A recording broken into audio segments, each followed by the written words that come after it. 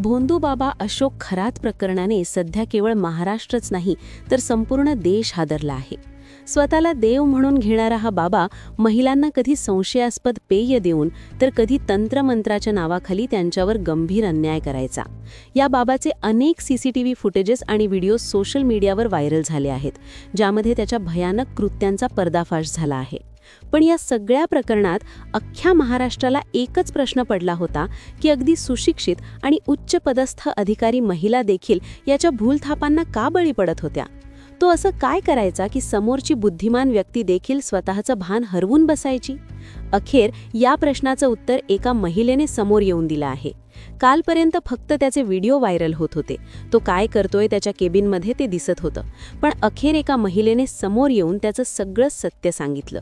एका न्यूज चॅनलवर एका महिलेने एक मुलाखत दिली आहे आणि त्या मुलाखतीत त्या महिलेने सांगितले खरातचे 4 डाव. खरातचे 4 डाव हा डाव टाकून तो कितीही हुशार आणि उच्चपदस्थ महिलांना जाळ्यात अडकवायचा. तो पहिला डाव टाकायचा, त्यानंतर दुसरा, त्यानंतर तिसरा आणि त्याचा चौथा डाव असा होता की ज्याच्यातून कुणीच वाचू शकत नव्हतं. प्रत्येक डावामध्ये त्याची जी आयडिया होती ती वेगळी असायची. कधी तो महिलांवर मानसिक दबाव आणायचा तर कधी तो दुसऱ्या डावामध्ये एक विचित्र विधी करायचा. पण चौथा डाव हा सगळ्यात भयानक होता. कालपर्यंत फक्त व्हिडिओ व्हायरल होत होते, पण या महिलेची मुलाखत ऐकून संपूर्ण महाराष्ट्राला सगळ्यात मोठा धक्का बसलाय. आजच्या व्हिडिओमध्ये आपण हेच सविस्तर समजून घेणार आहोत की तो नेमकी कोणती पद्धत वापरायचा. सुरुवातीपासून शेवटपर्यंत तो महिलांना कसं जाळ्यात ओढायचा. खरोखर तो भूल पाडणारे पदार्थ द्यायचा की संमोहन करायचा. या सगळ्या प्रश्नांची उत्तरं आज आपण या व्हिडिओतून शोधणार आहोत.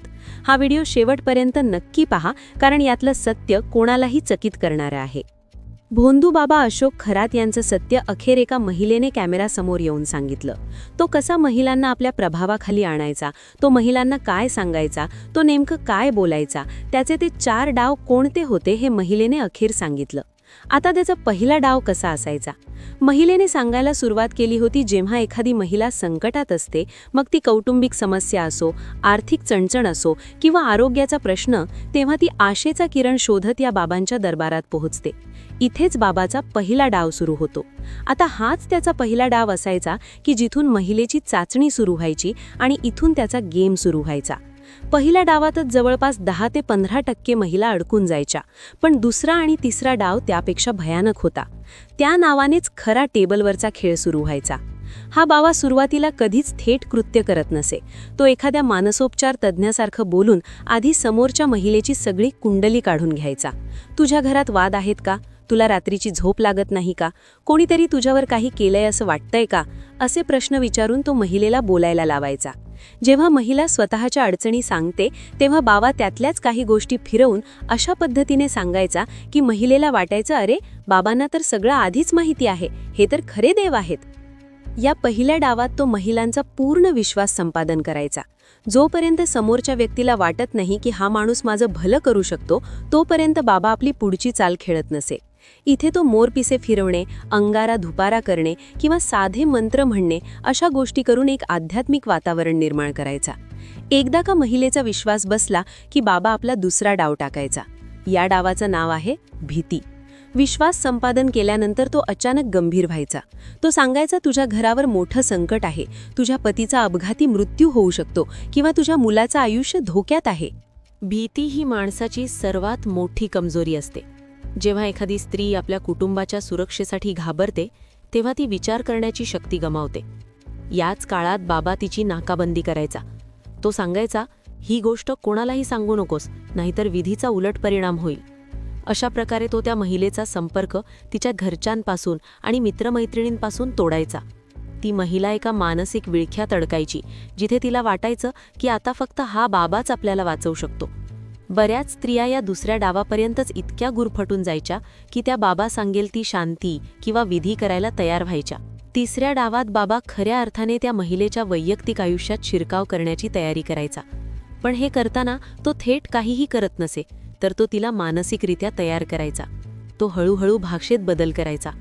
तू खूप खास आहेस, तुझ्यावर देवाची विशेष कृपा आहे, किंवा तुला जर संकट दूर करायचं असेल तर तुला स्वतःला पूर्णपणे समर्पित करावं लागेल. अशा स्वरूपाच्या भुईधापा तो द्यायचा. अनेकांना वाटतं की तो काहीतरी काळी जादू करायचा, पण प्रत्यक्षात तो संमोहन म्हणजे हिप्नॉटिझम आणि शब्दांच्या खेळाचा वापर करायचा.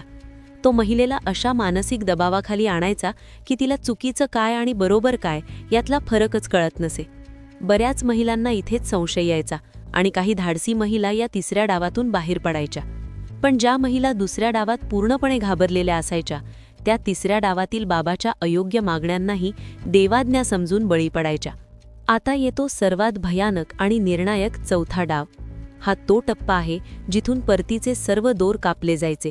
हा डाव म्हणजे ज्याचा विचार करूनच आज अंगावर शहारे येतात. जेव्हा तिसऱ्या डावात ती महिला बाबाच्या जाळ्यात पूर्णपणे अडकायची, तिचा विवेक आणि बुद्धी पूर्णपणे गळून पडायची, तेव्हा विशेष विधी किंवा दोषांचे निवारण करण्याच्या नावाखाली तिला एकट्याला केबिनमध्ये बोलावले जायचे. तिथे तिला काहीतरी संशयास्पद पिण्यास दिले जायचे, ज्यामुळे तिची शुद्ध हरपायची किंवा तिला अशा स्थितीत आणले जायचे जिथे तिचा कोणताही ताबा उरत नसे. पण खरी क्रूरता पुढे होती. त्या अंधाऱ्या केबिनमध्ये लपवलेले छुपे कॅमेरे आपले काम चोख बजावत असायचे. या डावात तो त्या हतबल महिलांचे अतिशय आक्षेपार्ह व्हिडिओ आणि फोटो चोरून रेकॉर्ड करून घ्यायचा. एकदा का त्या महिलेकडून ते कृत्य घडलं किंवा तिचे ते खाजगी क्षण बाबाच्या कॅमेऱ्यात कैद झाले की तिचा सन्मानाने जगण्याचा रस्ता कायमचा बंद व्हायचा. इथेच बाबा आपला मुखवटा उतरवून अक्राळ विक्राळ रूप दाखवायचा. तो थेट धमकी द्यायचा, जर तू हे कोणाला सांगितलंस तर हा व्हिडिओ तुझ्या पतीच्या मोबाईलवर पाठवीन किंवा हा व्हिडिओ इंटरनेटवर व्हायरल करून तुझी बदनामी करेन. आपली अब्रू जाईल, सुखी संसार मोडेल आणि समाज आपल्यालाच दोषी धरेल या भीतीने अगदी क्लास 1 अधिकारी महिला देखील थरथर कापायच्या आणि गप्प बसायच्या. त्या एका अशा दुष्टचक्रात अडकायच्या जिथे स्वतःच्या सन्मानासाठी त्यांना वारंवार त्या बाबाच्या विकृतीचा बळी व्हावं लागायचं. हा केवळ अन्याय नव्हता, तर त्या महिलांच्या आत्मसन्मानाचा केलेला निर्दयी प्रकार होता. कोणी बाबा असा माहिती असेल किंवा त्यांची फसवणूक करतोय तर त्यांची माहिती देण्याचे धाडस करा. तुम्ही एक कमेंट तुमच्या दुसरं कोणाच तरी आयुष्य वाचवू शकते. आज या व्हिडिओच्या माध्यमातून मी महाराष्ट्रातील प्रत्येक माता भगिनींना विनंती करते, जर तुमच्यासोबत किंवा तुमच्या ओळखीच्या कोणासोबत असं काही चुकीचं घडत असेल तर शांत बसू नका. तुमच्या एका तक्रारीमुळे अशा अनेक कॅप्टन खरासारख्या नराधामांचा खरा चेहरा समोर येईल. पोलिसांकडे जा आणि सारख्या संघटनांची मदत करा, पण अन्याय सहन करू नका. तुमची अब्रू तुमच्या चारित्र्यात आहे, कुणी काढलेल्या गुपचूप व्हिडिओमध्ये नाही. त्यामुळे घाबरायचं कारण नाही, खंबीरपणे लढा देण्याची गरज आहे. या व्हिडिओतील जास्तीत जास्त लोकांपर्यंत पोहोचवा. प्रत्येक व्हॉट्सअप ग्रुपवर शेअर करा, कारण तुमची एक शेअर करण्याची कृती समाज प्रबोधनासाठी खूप मोठी ठरेल. जर तुम्हाला आमचं हे काम आणि ही माहिती महत्त्वाची वाटली असेल तर चॅनल नक्की सबस्क्राईब करा आणि बेल आयकॉन दाबा.